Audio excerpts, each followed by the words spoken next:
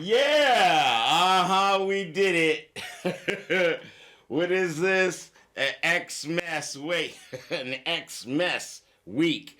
Yeah, that's right. It is what, the 18th, and next Wednesday, Brother R.A. won't be on the air, but who? Yeah, that's right, Brother R.A. We're here in the house. Here, let's give you the palatial sweet shot. Ta-da! And come into this shot here, voodoo. Yeah, Brother R.A. And we're continuing with Nana's interview, and hopefully we'll go right into Puppa's interview. But let me share with you really quick. Let's make sure the record is record. And December, you know, my little calendar with the little kidsies, and what's this say? This is dealing with racial segregation in housing and racially discriminatory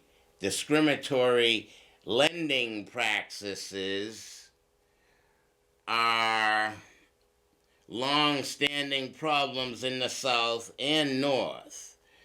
Alfred Campbell took the picture, and here, let's just read today's date. And today is the 18th. We're talking about 1865, ratification of the 13th Amendment to the United States Constitution, prohibiting slavery and involuntary servitude except as punishment for a crime, is announced. Did I read last week on the 11th, 1917, 13 black soldiers executed after Houston, Texas police beats and shoots black troops, prompting 156 soldiers to revolt in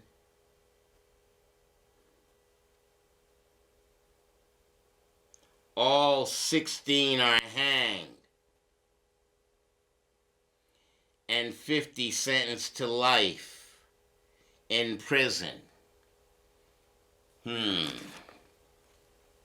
Our story. Well, Brother R.A. is here. I'm trying to share my Nana's story. She was talking about 50 cents 100 last week. That's right. She picked cotton for 50 cents 100 pounds. So we'll go ahead and continue with Nana's conversation. And once again, this is Brother R.A. and I'm here with you. And so let's just continue with Nana's conversation from last week. We'll pick up where she left off. And here, let's make this view enter full screen, and we'll just share that with you.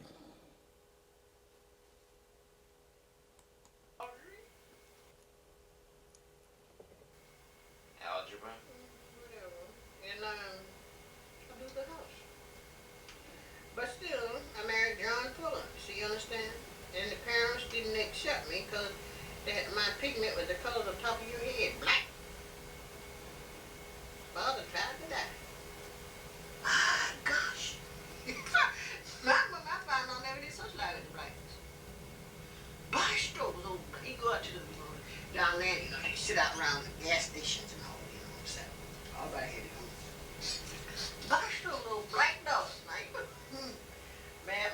sons. I'm gonna go upstairs. Got time to go on that note, huh? Yep. I met John. And my Yep. sister didn't know right about the color of your hair. Mhm. She was dark. She was real black. Married Say him. bye to the camera. Say bye. I ain't gonna say no bye. You shouldn't be taking pictures of me like this. And she married. Why? Why should I take pictures of you like this? You're my nana. What about my great-grandchildren? Well, They want to know my nana. yeah, but you should take them when I'm not discussing things that, you know, Discussing things like what? deep like that. It's just like being buried alive. What's like being buried alive? My own life. We pick cotton, 50 cents a hundred. We done made our own living. We had to pick cotton for a living. 50 cents a hundred. And carry cotton on your back. You take My children, they don't want to know about that. Wait a minute, what are you doing? I want to record it for my children. You're crazy. Don't, if you're going to do something, put something that's going to influence them. Influence them like how? You're crazy. Now, how do you think I'd ever become owning property if my mother and father had a picture of somebody back in the slavery? See what you do? No, I don't. I'm trying to explain it to you. I What need to if know I'm- my roots, don't I? Don't my children no need to know roots. their roots too?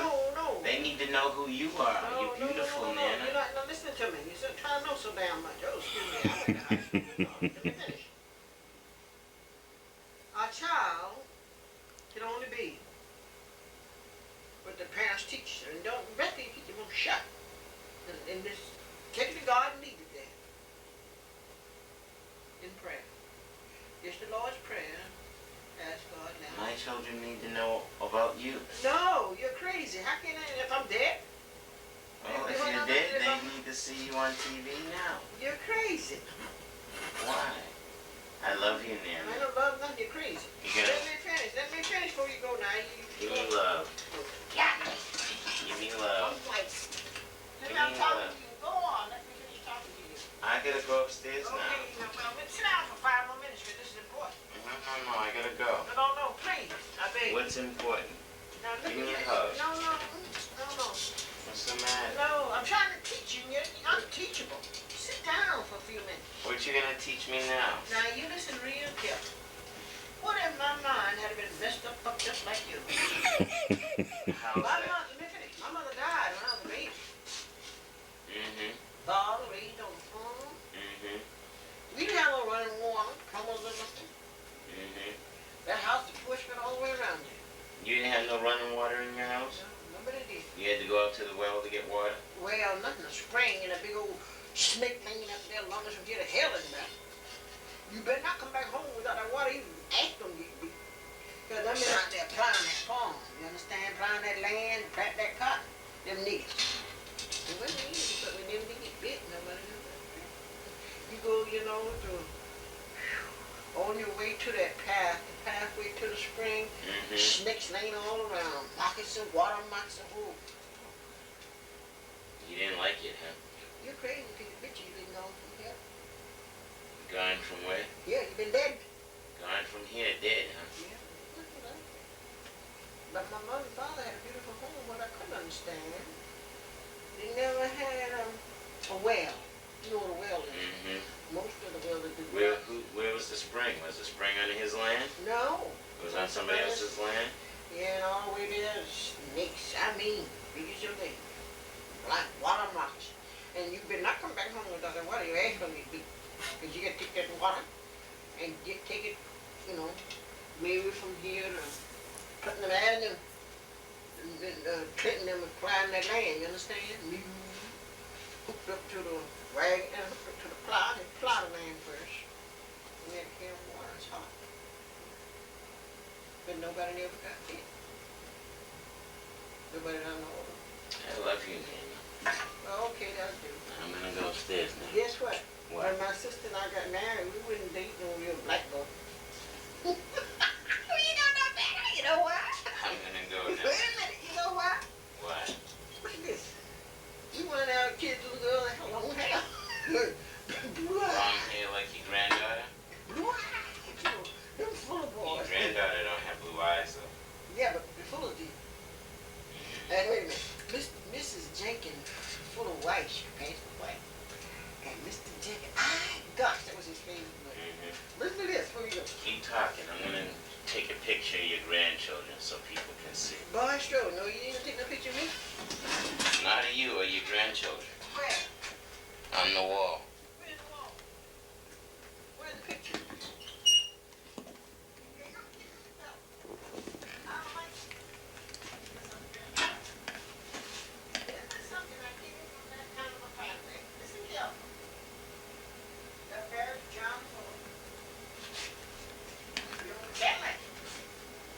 Hello? Yeah. Cadillac, Binks. You know what I mean?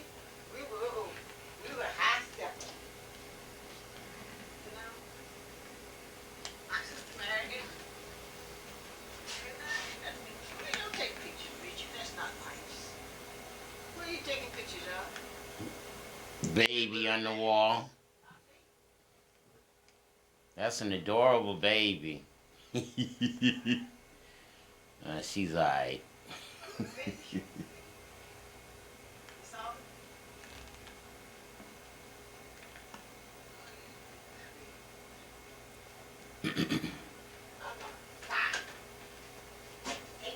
Tell me about Hambone, Nana.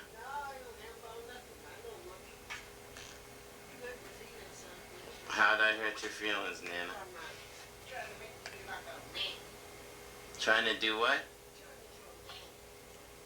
What's a mammy? A mammy. Picking cotton and all like that. Pick cotton. My wife is like, right? Hello? Yeah.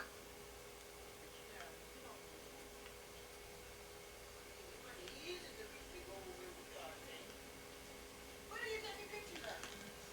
The walls.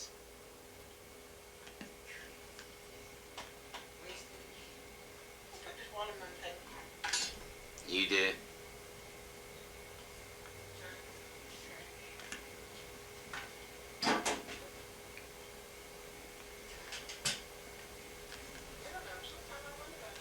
How about mother's children, Richard? Grandson? Yeah. How about the mother's children? It's a hard time, huh? You know, that's a lot to take God for. I really appreciate you. What you doing now? Taking a picture of a white man on your wall. Oh, don't say that. Please. Oh, I thought you had better sense. Don't say what, Nana? Don't call them coats. Because you're not, you know, God, you know? Don't do that. That's not good at all. Where's Mom?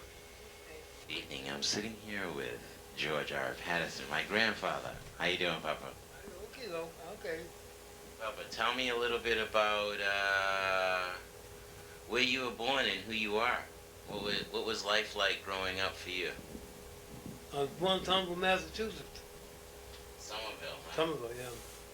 How long ago was that? 1920. 1920. And what was life like in Somerville?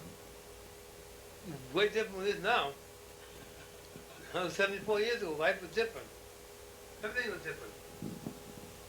Okay. Different how? What's it like now in Somerville? Do you know? I don't know, but it's Somerville like Cambridge. What's Cambridge like? It's different than it was when I was a kid. What, so, pumpernickel used to cost a nickel and now it's pump a dollar? Well, it was like a different world when I was growing up. Meaning a lot more violent, a lot less violent? Oh, much less violence. You could go out and leave your doors and no one ever come in and try to rob you. What was life like for black folks in Somerville? I don't know if we was the only black family in Somerville when I lived there. The only black family Only one in Magoon Square. Magoon Square? Where is that now? Magoon Square, what's it called? Is it still Magoon? It's still Magoon Square. Where is that near? It's near Hinkley Street, Henderson Street. Lowell was near the Bingham School. Oh. The only black family. That's right. Do you think, How did that affect you when you're growing up? Did it at all? Didn't bother me at all 'cause we didn't stay that long. We came to Cambridge. So how old were you when you moved to Cambridge? Oh, around 8 or 9, I guess. And then, what part of Cambridge? In Columbia Street, 256 Columbia Street. Columbia Street. Oh, you live down the port. That's right. Down the port. And, were there more black families in the neighborhood then? Not that many. It's still a relatively white neighborhood? That's right. So, you were born in 1920, you moved at 8 years old, so in 1928, 1930 or so, you lived on Columbia Street. 1930, what else happened in 1930? What do you remember? 1929. Wall Street crash. The Depression. What was life like for you during the Depression? It was horrible. How horrible was it? Sometimes very little food in the house, no money. You were 9 years old, so you Hey. didn't have to worry about a job. What was your first job? My first job was until the Second World War, Till the Second World War. 1942. So, wait a minute, you've lived through the Great Depression and World War II? That's right. And that was your first job. Where was that at? South Portland, Maine, in the shipyard. Got a job in the shipyard doing what? Welding. How long did you do that? Till 1945, until the war ended. 1945. Then what happened? Came back to Cambridge. Did you find work back in Cambridge when you came back after? Not for a while. Living on unemployment compensation. Unemployment compensation. And this is what year again? 1945, 46? 1945, 1946. And how long were you collecting unemployment or so? Oh, until about the end of the 40s, I got different jobs. An unemployment office. Working the railroad, working the place, dry cleaning, pressing pants. I work in construction. Nothing steady. There's nothing much to do for the future. And then what happened? 47, I got a job, a regular steady job, regular retinning in Everett. Retinning. What did you do for the retinning company in Everett? We tin milk cans. Retin. Retin, that's right. Put a new coat of tin on milk cans. So they recycled tin milk cans in 1947, or how did that work? That wasn't recycling. That wasn't I recycling. prepared the cans so you could put fresh milk in them in the dairies. Woods and Whitings and different dairies. That's the law, you had to put fresh tin on the cans, otherwise the milk would spoil. Fresh tin on the can. That's right. Now, there was no tin on the can. The cans were made of steel or something. So the cans, they re-tin the cans, put a coat of tin on them. When you say retin, though, that means Because it was re-tin, because there's already tin in them when they came to the factory, there was tin on them. oh, but you had to put They had to take the old tin out, put new tin on. now that's redundant work. Why'd you have to do that? Because the old tin was all rusty, was corroded, bitter. You couldn't put fresh milk in them. How old were these cans? Didn't matter whether the cans were 6 months old or 3 months old. There wasn't a condition to put the fresh milk in against the safety regulation. Okay, so 1947, that was your first quote-unquote steady job. Stayed for 19 years. Stayed 1947, 1966. 47 to 66. 19 years. You did the same type of work. Same in type of Everett. work. But in that 19 years, what did you acquire? In which way? Require Well, I mean monetarily. I mean, all of the pay was very poor. Because everybody's pay was very poor. okay. So the waging pay scale was $2.52 an hour. $2.53 an That's hour. right. But where were you living from 1947 to 1960 what? 66. To 66. 1947, you were living on Columbia Street? 1947, I was living on 141 Puppa Avenue. Oh, so after the shipyard, you came back to Cambridge. That's right. And lived at 141. That's Oh, right. I so bought the house in 141 in 1947. you bought the house in 1947? That's right, on 141 Puppa Avenue. You bought that house in 47, but didn't you say you were collecting unemployment?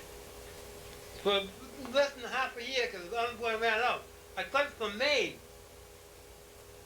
You were allowed to collect at the state when I left Maine.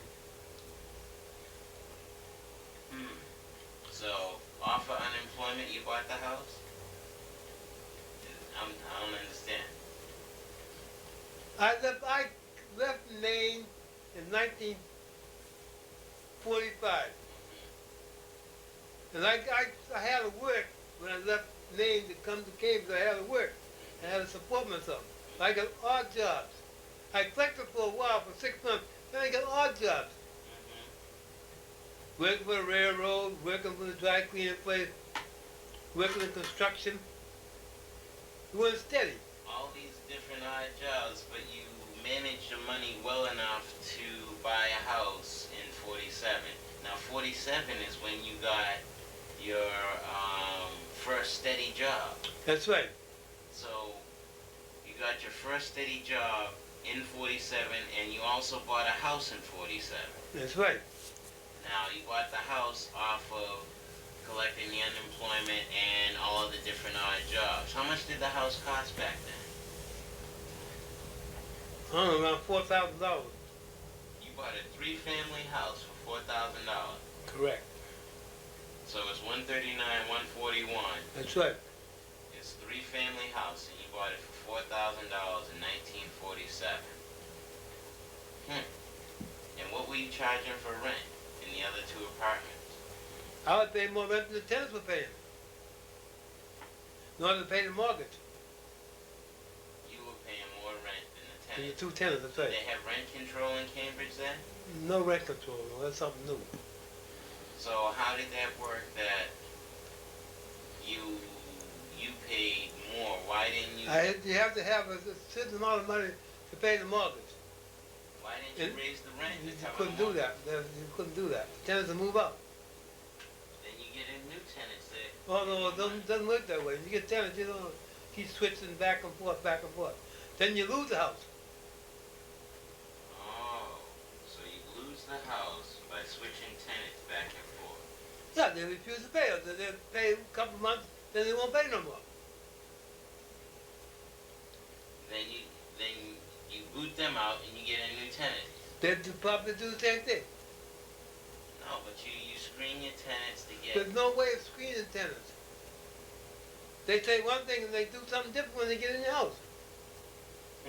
Okay, so you had 2 tenants paying rent, yet your rent, because you were the homeowner and had to pay the I mortgage. paid more than the other 2 tenants, that's right. That's because you knew the people that lived in. They were friends of yours that lived in the other 2 apartments too, right? That's right. They were friends. Okay, so let's move on beyond 47. We're into 66. You spent 19 years at the retenting company. You had already bought that house in 47. What else happened between 47 and 66? Did you make any other property acquisitions? They bought a house at 34 Harvard Avenue in 1959, moved in 1960. You bought the house in 59, Yeah. moved in 60. 1960. Why is that? Took a little while to build the house. Oh, You you get bought to- the land and built the house That's right. up. Now, is there a discrepancy there where um, you couldn't move in for a year, not only because it wasn't built, but there was some other situation? Well, no, nothing about that. You don't know nothing? Okay, that's not your story. I don't know about that. Okay, so you bought a lot at 34 Hubbard Ave and had the house built from the ground up. Did you have the particular recommendations yourself? Uh, did you say, well, I want the house this way and I want it that way? Did you plan it out? Did you work with any architects or anything like No, that? no. No? So this was just a pre-bought. A prefabricated. How did that work? After we finished building it, we moved in. How did you know what it was going to look like before it was Oh, built? yeah, I seen the plans. Oh, you saw plans? Oh, yeah. Did you make recommendations No, on the plans? You no. just said, oh, that's okay, I like it. Okay. And so that was 1959? 1959, moved in 1960. You moved in 1960. So you've been living in this house here since 1960. That's right. It's now 1994. 94.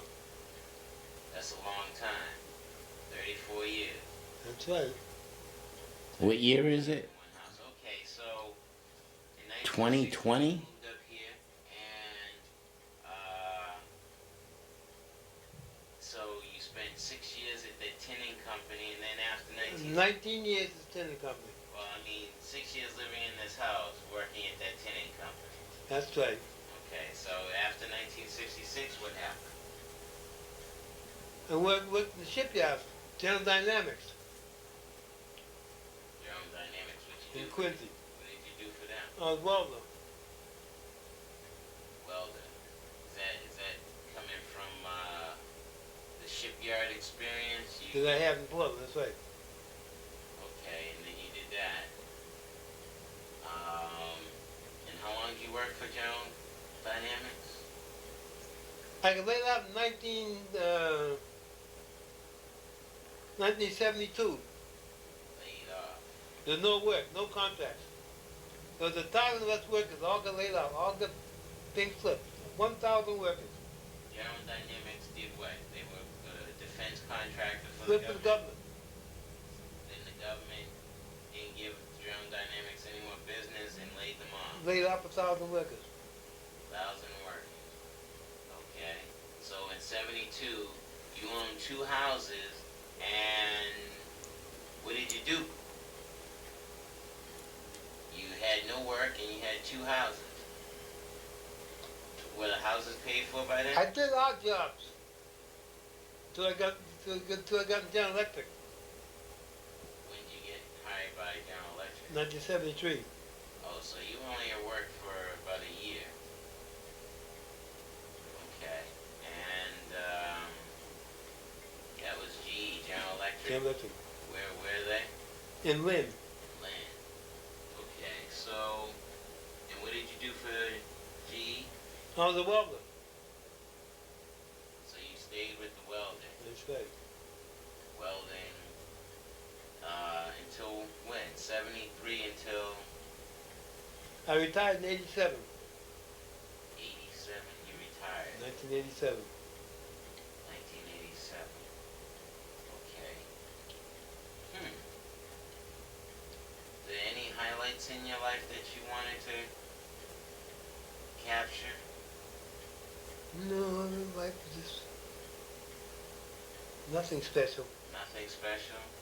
Okay, well, I want to move into a new area, a new topic. I wanted to find out, what are your opinions on the presidents and their administrations in your lifetime? Are there any in particular that stand out Which president are you talking about? in your lifetime? In my lifetime? In your lifetime, which president stood out the most in your mind? Franklin Roosevelt. What did he do for you? Without him, I couldn't be living right now. Why is I that? couldn't afford to live. What did Roosevelt do for In you? 1935, he started Social Security. Oh, so right now, being retired. That's right. Without Social, I couldn't live. I'm too old to work. No one will hire me anyhow. I'm too old. Too sick. Yeah, I got diabetes. Get diabetes. Well, now you say Social Security is a good thing that Roosevelt did for you, huh? Not for just me, but for millions of people. For the retired It's individuals? originally wasn't meant for retirees. It was meant just a supplement to your income. But it never worked that way. Most people depend on Social Security. Without Social Security, they couldn't live. They couldn't get the money to buy food without Social Security. So Social Security is a godsend. Without that, you couldn't live. You couldn't exist. Well, what are your thoughts about welfare? In which way? Well, what about those folks that are on welfare now that think about welfare like you think about Social Security? Is that a good thing, or you think some people take advantage of welfare, or what? Some people take advantage of anything. But welfare is important to people who really aren't able to work. Blind people, people who are mentally deficient, and people who are physically deficient. Without welfare, they die, it's all. So, welfare is a good thing. Social Security is a good thing. Are there any negative sides to those, other than people taking advantage? What about Ronald Reagan wanting to say farewell to welfare? Well, the people in Washington, D.C., it's hard for the average guy to prove their mind because they're living in a much higher status than the average person. Most of them financially well off. People in Washington, D.C., the congressmen, some of them millionaires. So they can't see the picture that a poor person can see. They can't, different perspective. So, because of the different perspectives, so you're saying, well, Reagan was from a higher social status. Reagan was originally was a movie star. Then he originally was the governor of California. Then became president. He always had money, in other words. So he really couldn't understand exactly the needs of someone at the lower rung of the social ladder. But he was never in that position to experience the problems that an impoverished person experiences. He never experienced it, so his solution is take away welfare. Well, what about Governor Weld talking about kicking people off welfare and... Well, that's a silly idea in the sense that most women who are on welfare or ADC, they're on there because they have a very poor education. They can't get a job that would pay them enough money so they could hire a babysitter or put their child in some daycare center where they go out and work. Because the money they earn wouldn't be nowhere enough to take care of themselves and their baby. So they have to go on welfare. They have no choice.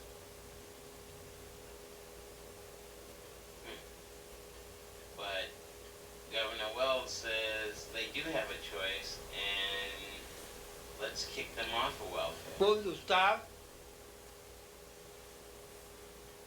What do you think? Well, as I tried to explain, if an unwedded mother with a small child was forced to get off welfare, she'd have to kill the child, I guess. Couldn't support him without welfare. She got a job. The money she made would be so little that she couldn't support herself and the child. And her ability to make money is in such a low status.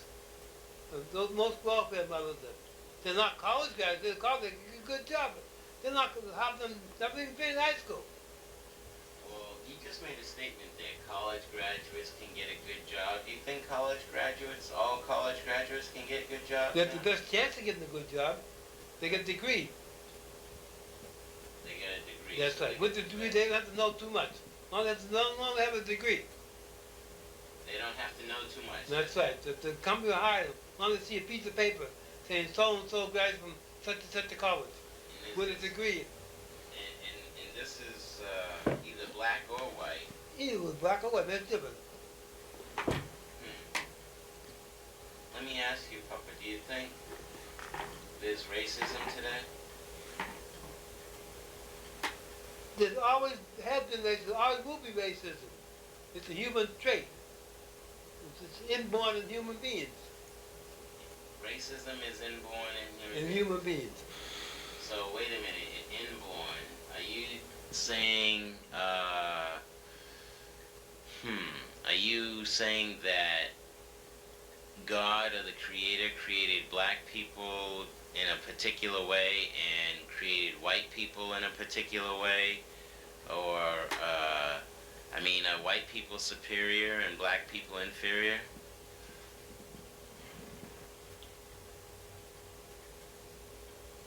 We can't settle the question on white or black, inferior, superior.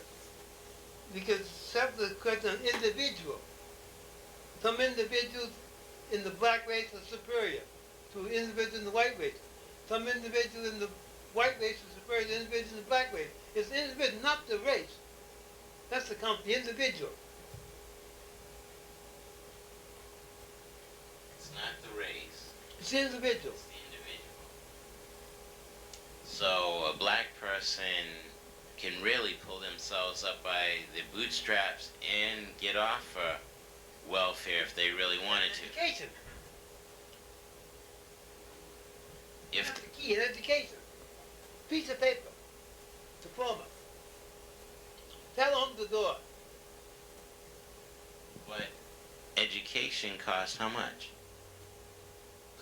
Oh, Harvard costs now $20,000 a year. 21,000, something like that. The room and board. And tuition. $20,000 a year for 4 years. That's $80,000 to put a child through a Harvard school. Harvard, MIT, a big prestigious college. So, how am I to survive if I don't have the $80,000? Well,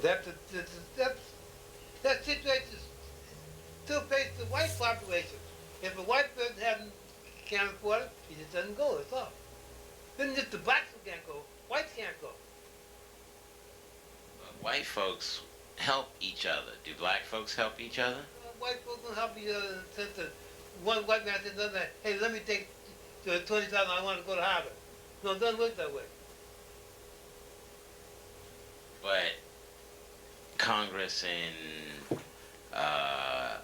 white people in power will give other white people jobs and positions at least enough to survive. No, that's not true. There are more whites on the poverty level than there are blacks in America. There are more white women on on welfare than there are black women on welfare. Those are facts, those statistics. Where do you get your facts or statistics from? It's just common sense. There's 250 million people in America.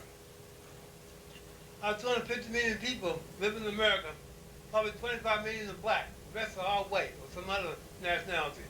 So it stands to common sense that the majority, the whites are the majority. So it means the majority of people on welfare are white, not black, because they're in the minority in America.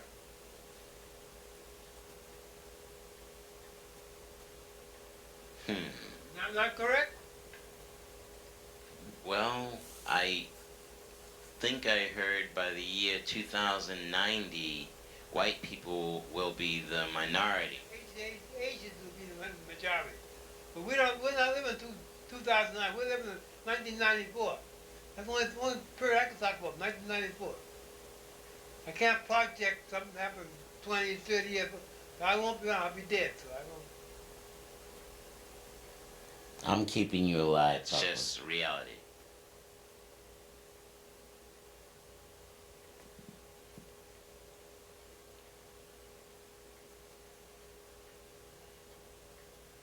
Isn't it the blacks who feel that they're persecuted?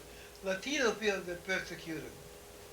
All the people from Southeast Asia, people from Laos, all the countries in Southeast Asia, when they come to America, they feel they're persecuted.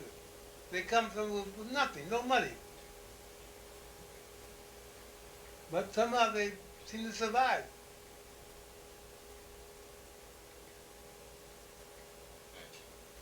When they had the race riots, when Rodney King got beaten, had the race riot there. The Korean shop tenders, they were so scared to get the place burnt down. Thousands of Koreans had stores there with some, not just Korean stuff, some real modern stuff, TVs and VCRs and everything. They saw little Korean stuff. And they were so afraid they're going to get, some of them had guns to protect their stores from the rioters.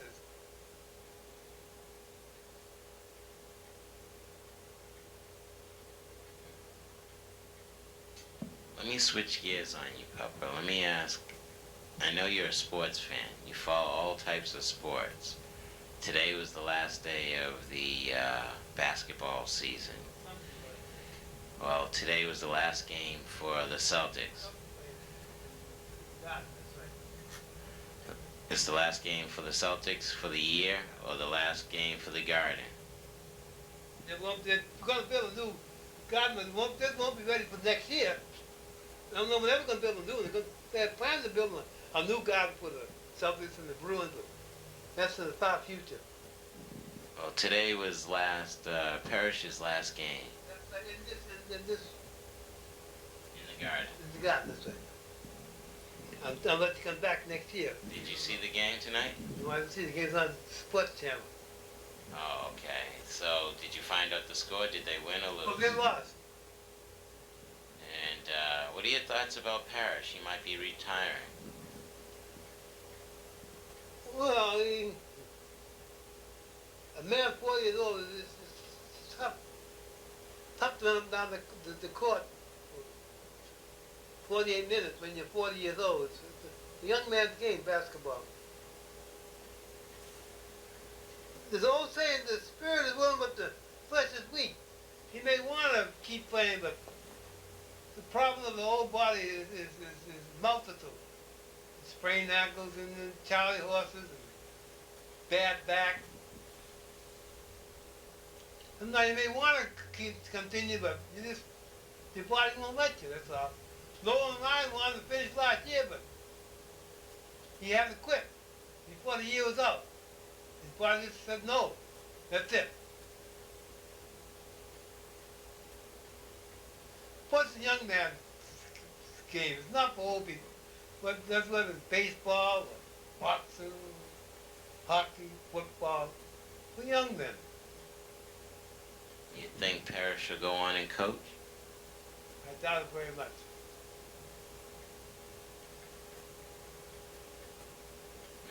What are your thoughts about Casey Jones? Well, I mean, he won a couple of championships, but because he had material why he won. It isn't the individual when they win why we consider themselves as being so efficient as a leader. It's what the individual has that he can school, who plays for him. If you can be a genius, but if you have no talent, your players have no talent, you're not going to win. That's ABC.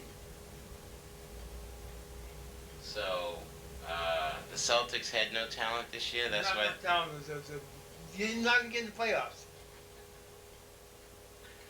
Not enough to get in the playoffs, not And this the year. time you can't win. That's all. You need, a few stars to get in the playoffs. Who's your pick for this year? I don't know. I don't know much of the Western team. I don't follow 'em that much.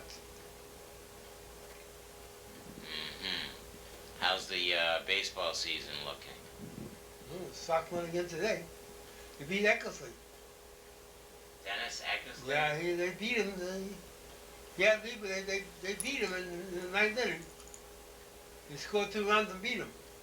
So the Sox are looking good this year. So far, because the season's young, you can't tell. How many games we played so far? I don't know. 15 years, I don't know. I was in the paper, I don't know.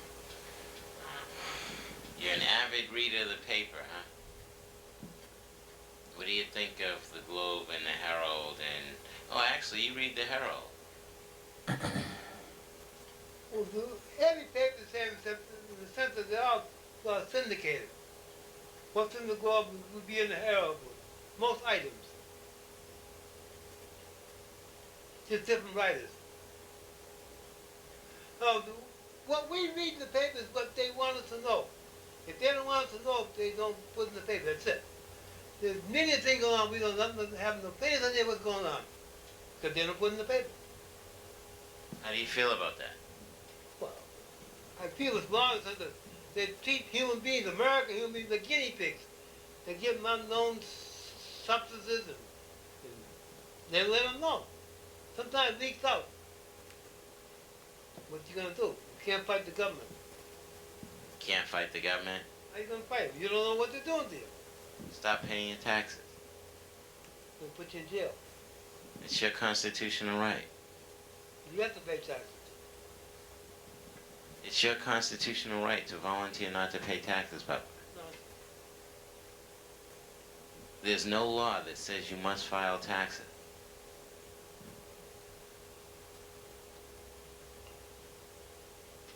That's nonsense. If you don't pay tax, they put you in jail. If you refuse to pay, then they do catch up, you make you pay all the fines and penalties. That's the law. Do you, I'm not thinking some of the government, you don't want to pay it. They say, okay, you have to pay it. you know where that law is found? I guess it must be in the Constitution because they sure make people pay tax and catch them. That's all I know. Do you think it's possible that they are forcing, they're coercing people, it's extortion and... No. The government, we have to have a Air Force, we got to have a Navy, we got to have an Army, we got to have a Coast Guard, we got to have airplanes, you got to have men, all kinds of money. Where's money going to come from without taxation? Defend against who, Puppa?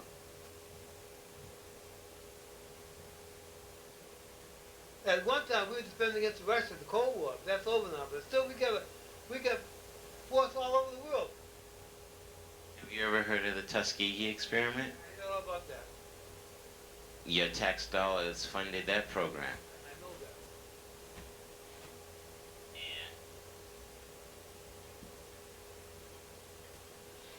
The black men are treated like guinea pigs. They didn't give them no treatment. They want to see how long they live without. They have syphilis. They want to see how long they live without being treated. After the development or discovery of penicillin. Oh, they couldn't treat them. They didn't want them. They deliberately to see how long they could live without treating them. So we're going to continue to support a government that does that? If you don't support them, you have to go to jail. That's all. But the government in 1969 set aside $10 million to investigate the creation of what is now today AIDS. I don't know that, 'cause I know white people die of AIDS as well as black people. That's all I know.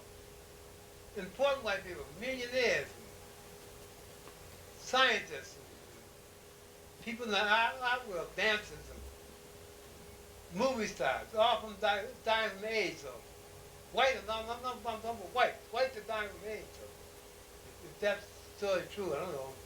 It sure hurt the white people. It's a population control measure. It's all over the world. Asia, Africa, South America, North America. AIDS is AIDS.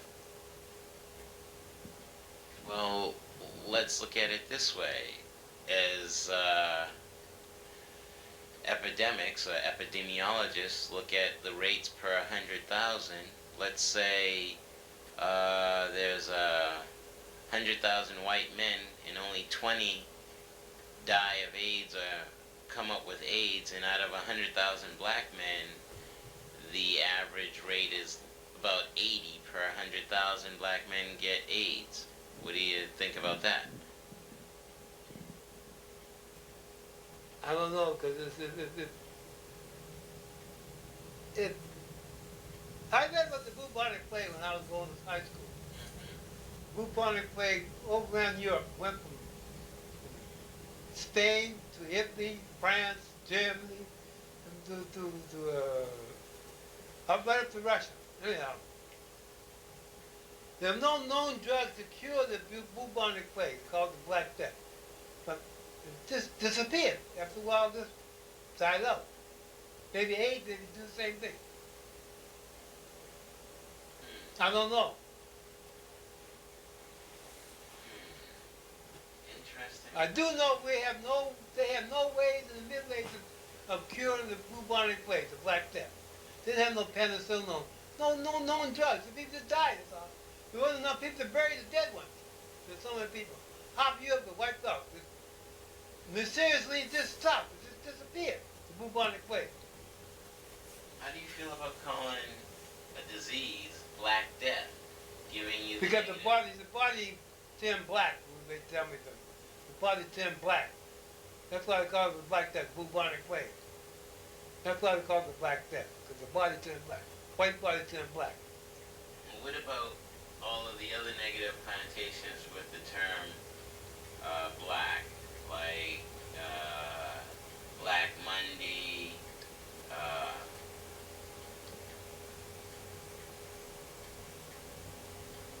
Were you trying to infer that black is a stereotype of something evil? Or?